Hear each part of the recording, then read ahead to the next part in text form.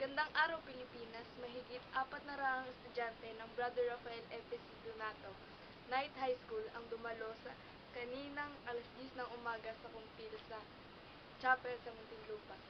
Para sa karagdagang impormasyon, nag-uulat Ina Santos. Ina, may na. Tama ka dyan, Maika. Mahigit 400 nga na estudyante ang nakisama sa pagdiriwang ng sakramento ng kumpil. Sila ang mga sa estudyante na nasa ikawalong baita. At makikita natin ang pagpapahid ng langis sa bata at ang pagpapatno ng kamay ng obispo sa noo ng bata. Sinasabing ang sakramentong kumpil ay nanggaling o base sa Gawa 2:38 na nasa Biblia at baka sa mukha ng bata habang tumatanggap ng sakramentong ito ang pagiging seryoso ng kinukumpilan.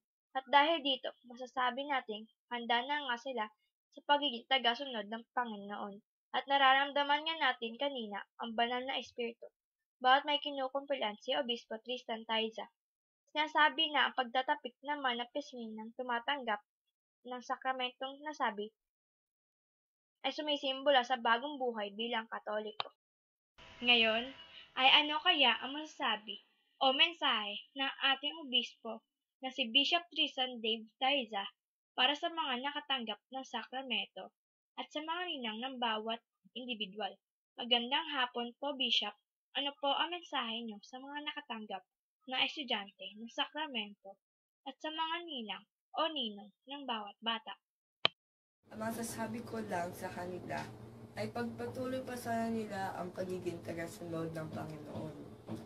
At saka para naman sa kanila mga ninong o ninang, na may pagpatuloy nila ang paggabay sa mga bata tungo sa pagiging isang tapat at isang mabuting Kristiyanong Katoliko. Ngayon na may alamin natin ang saloobin ng nakatanggap ng sakramento. Ano ang naramdaman mo ngayon na ikay nakumpilan na at anong pakiramdam mo kanina nung tinatanggap mo itong banal na sakramentong ito? Siyempre, ako po'y masaya dahil natanggap ko na itong sakramentong ito at ganap kong natanggap ang mga regalo o handog ng banal na espiritu. Nang tinatanggap ko kanina ang sakramento, medyo kinabahan ako sapagkat alam kong isang malaking tungkulin ang nakalakip din dito. Ngunit nang sinabi na ng obispo ang mga katagang, "Be sealed with the gift of the Holy Spirit," ay naramdaman ko ang kasiyahan at kagalakan. Maraming salamat. Ngayon, ano naman kaya ang saloobin ng ninang ng batang ito?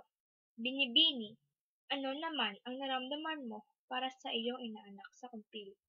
At ano nga ba ang mga tungkulin o gagampanan mo bilang isang ninang sa kumpil? Masaya ako dahil ang aking inaanak ay makakarating na sa panibagong yugto ng kanyang pagiging Katoliko. Bilang ninang, kaya ko siyang bigyang payo at pwede niya ako maging kasangga sa buhay. Maraming salamat, Binibini. At ayan na nga, Maika, ang mga kaganapan at saloobin dito sa kumpil ng mga estudyante ng ikawalong baitang ng Brave Friends ng De La Salle Santiago Zubel. Balik sa iyo, Maika. Ito po si Ina Santos, nag-uulat mula sa kapilya. Maraming salamat, Ina Santos. Ito po muli si Maika Ramirez, nag-uulat. Magandang araw muli, Pilipinas.